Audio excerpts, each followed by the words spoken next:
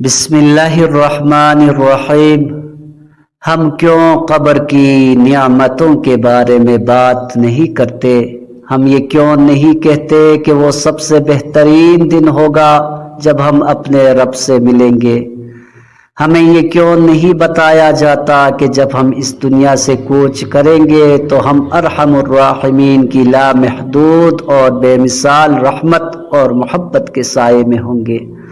وہ رحمان جو ماں سے بھی زیادہ مہربان ہے۔ رسول اللہ صلی اللہ علیہ وسلم نے ایک جانور کو دیکھا جو اپنا پاؤں اپنے بچے پر رکھنے سے بچا رہی تھی، تو آپ نے صحابہ سے فرمایا، بے شک ہمارا رب ہم پر اس ماں سے کہیں زیادہ مہربان ہے۔ کیوں ہمیشہ صرف عذاب قبر کی باتیں ہو رہی ہیں؟ کیوں ہمیں موت سے ڈرایا جا رہا ہے؟ یہاں تک کہ ہمیں معاذ اللہ پختہ یقین ہو گیا کہ ہمارا رب ہمیں مرتے ہی ایسا عذاب دے گا جس کا تصور بھی نہیں کیا جا سکتا۔ ہم کیوں اس بات پر مصر ہیں کہ ہمارا رب ہمیں صرف عذاب ہی دے گا؟ ہم یہ کیوں نہیں سوچتے کہ ہمارا رب ہم پر رحم کرے گا؟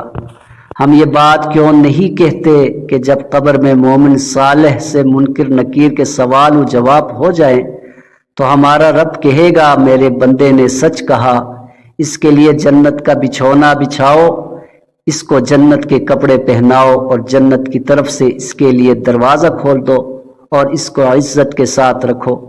پھر وہ اپنا مقام جنت میں دیکھے گا تو اللہ سے گڑ گڑا کر دعا کرے گا، پروردگار قیامت برپا کر تاکہ میں اطمینان کے ساتھ جنت میں چلا جاؤں۔ ہم یہ بات کیوں نہیں بتاتے کہ ہمارا عمل صالح ہم سے الگ نہ ہوگا اور قبر میں ہمارا مونس اور غمخوار ہوگا؟ جب کوئی نیک آدمی وفات پا جاتا ہے تو اس کے تمام رشتہ دار جو دنیا سے چلے جا چکے ہیں ان کی طرف دوڑیں گے اور سلام کریں گے، خیر مقدم کریں گے۔ اس ملاقات کے بارے میں رسول اللہ صلی اللہ علیہ وسلم نے فرمایا کہ یہ ملاقات اس سے کہیں زیادہ خوشی کی ہوگی جب تم دنیا میں اپنے کسی عزیز سے طویل جدائی کے بعد ملتے ہو اور وہ اس سے دنیا کے لوگوں کے بارے میں پوچھیں گے، ان میں سے ایک کہے گا، اس کو آرام کرنے دو، یہ دنیا کے غموں سے آیا ہے۔ موت دنیا کے غموں اور تکلیفوں سے راحت کا ذریعہ ہے۔ صالحین کی موت در حقیقت ان کے لیے راحت ہے، اس لیے ہمیں دعا سکھائی گئی ہے، اے اللہ موت کو ہمارے لیے تمام شروں سے راحت کا ذریعہ بنا دے۔ ہم لوگوں کو یہ کیوں نہیں بتاتے کہ موت زندگی کا دوام ہے اور یہ حقیقی زندگی اور ہمیشہ کی نعمتوں کا دروازہ ہے؟ ہم یہ حقیقت کیوں چھپاتے ہیں کہ روح جسم میں قیدی ہے اور وہ موت کے ذریعے اس جیل سے آزاد ہو جاتی ہے اور عالم برزخ کی خوبصورت زندگی میں جہاں مکان و زمان کی کوئی قید نہیں ہے رہنا شروع کرتی ہے؟ ہم کیوں موت کو رشتہ داروں سے جدائی، غم اور اندوہ کے طور پر پیش کرتے ہیں؟ کیوں نہیں ہم یہ سوچتے کہ یہ اپنے آباء و اجداد، احباب اور نیک لوگوں سے ملاقات کا ذریعہ ہے؟ قبر سانپ کا منہ نہیں ہے کہ آدمی اس میں جائے گا اور سانپ اس کو چباتا رہے گا، بلکہ وہ تو حسین جنت اور حسیناؤں کا عروس ہے جو ہمارے انتظار میں ہے۔